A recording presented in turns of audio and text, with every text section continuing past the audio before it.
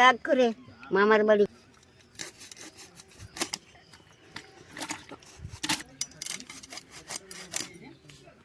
High ধরেছি। হ্যাঁ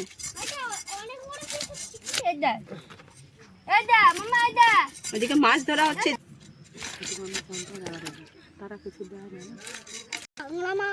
টেংরা মাছের কি করা যায় বলো তো মা? আমি কালিয়া করে দিই, ওইটুকুটা খাওয়া যায়।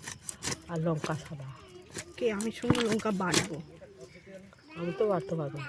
আর রক্ত দেখো। আজকে দুটো দেবো। কালকেরও তো দুটো দিয়েছিল, একটা। আচ্ছা আমি লাস্টের দিকে আর একটা গিয়ে দিলাম একটুখানি মতো আমাদের কিমা আর একটু দিয়েছে।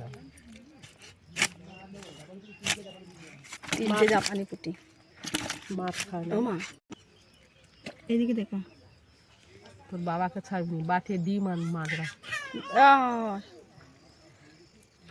একটা ডিম বাটি নিয়ে আসতে হবে ডিমগুলো রাখার জন্য।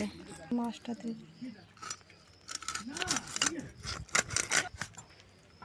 বটিয়ে ধার হয়েছে না,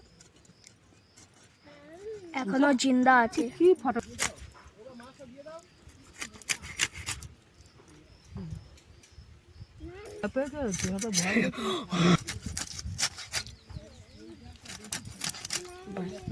আমাকে একটাই দাগা দিয়ে দিলে কাজ শেষ।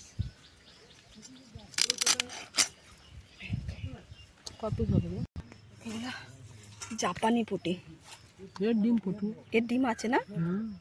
তাহলে আর 3টে ডিম খাওয়া হবে। ছাই দিয়ে কাটা হয় না, এটা ভালো। আমাদের ওখানে তো ছাই পাওয়া যায় না, ওই জন্যে জিন্দা মাছগুলো কাটা যায় না ঘরে নিয়ে এসে। আরে বাস, তাকে তোকে বাটি আনতে বলছিলাম, তুই কি একটা নিয়ে চলে এলি বল? এত ডিম আমি রাখবো কোথায়? বাহ, এত ডিম! আর একটু ছেড়ে দিলে কত বড় বড় হতে পারছে। এই ডিমগুলো সব এই ইয়েতে বর্ষাতে ডিমগুলো ছাড়তো না। এটাও ডিম আছে। চল আমরা নিজেকে তেল টেল মাখের সব ডিম।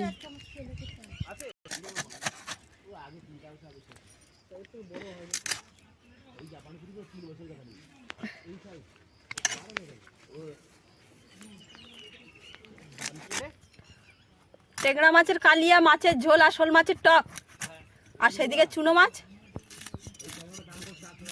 দেখতে বলো ডিম বেরিয়েছে। এই ট্যাংরা এখন 400 টাকা করে।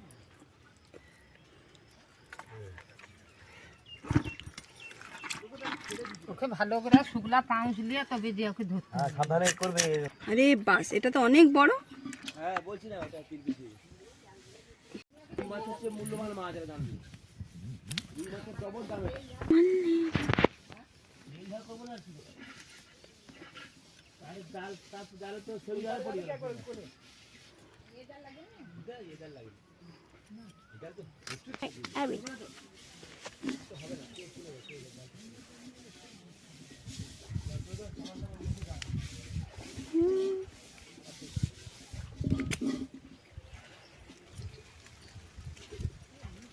দেখ কেটে দিয়েছি তাও কেন লাফাচ্ছে।